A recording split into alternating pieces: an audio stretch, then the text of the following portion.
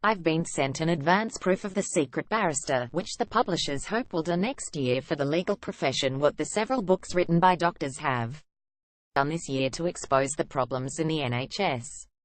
It's stories of how the law often fails those whom it is meant to protect. How do barristers feel when someone they believe to be innocent gets banged up for 5 years? Make for gripping reading and chimed with the one time I got to see the process close up while on jury service.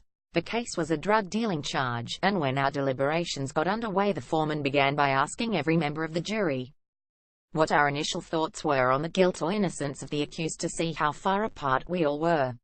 This all went well until one juror announced that one defendant was probably innocent, but his accomplice was definitely guilty.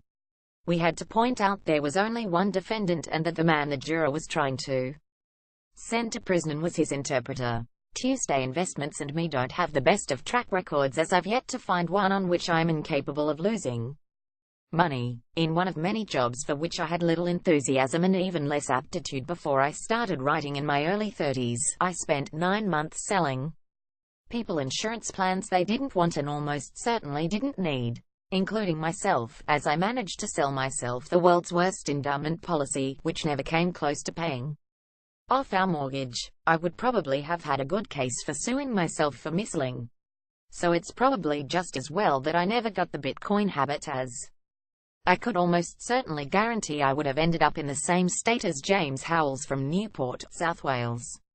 Howells bought early in the game, and with Bitcoin now skyrocketing in value to more than $10,000, he is sitting on a stash worth $75 million.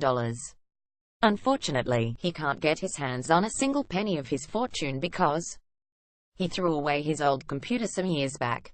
The hard drive containing the password to allow him to access his account is lying under several thousand tons of landfill. Wednesday in the last week, 2 people I know have killed themselves. The news, though shocking and deeply upsetting, didn't come as a total surprise, as both had made suicide attempts in the past, and had made little secret of their desire to die.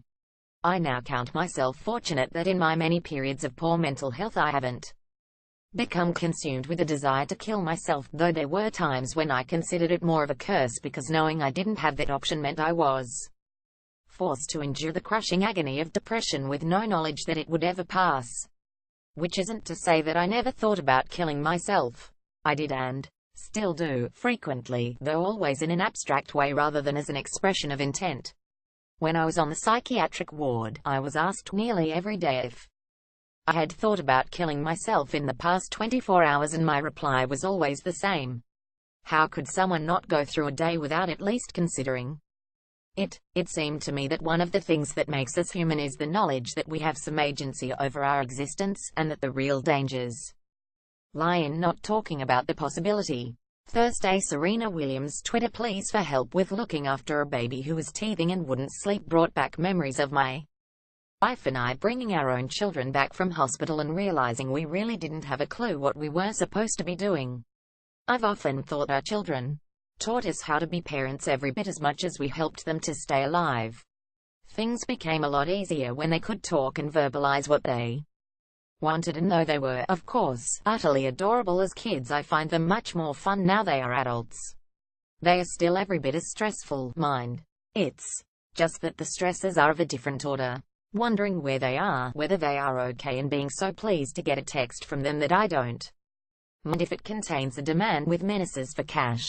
Friday. One of the many privileges of my job is that I get to observe the people running the country close up on a daily basis, and I spend more time than is probably healthy for me contemplating what is going on in their inner worlds, what they are really feeling about their own failures and disappointments.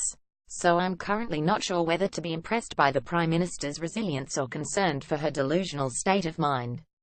On flight from Poland to Cyprus on Thursday night, she told journalists that 2017 hadn't really been too bad a year for her. To recap briefly, she managed to single-handedly turn a 20-point lead in the opinion polls into losing seats at the general election in June, after which she was on the point of resigning, a fact she has now forgotten, apparently, until the Tory party realised there was no one better. She conceded almost every point in the first round of the EU negotiations and is now insisting she can get a deal that isn't on offer. and she was forced to sack 3 members of her cabinet. I would hate to be around her. When things get really grim. Digested week. Digested a hat-trick of resignations. Picture of the week. Any closer, Damien, and I'll have to sack you. Theresa May during Prime Minister's questions. Photograph. PA in the UK, the Samaritans can be contacted on 116,123. In the US, the National Suicide Prevention Lifeline is 18,2,738,255. In Australia, the Crisis Support Service Lifeline is 131114. Other international suicide helplines can be found at www.befrienders.org.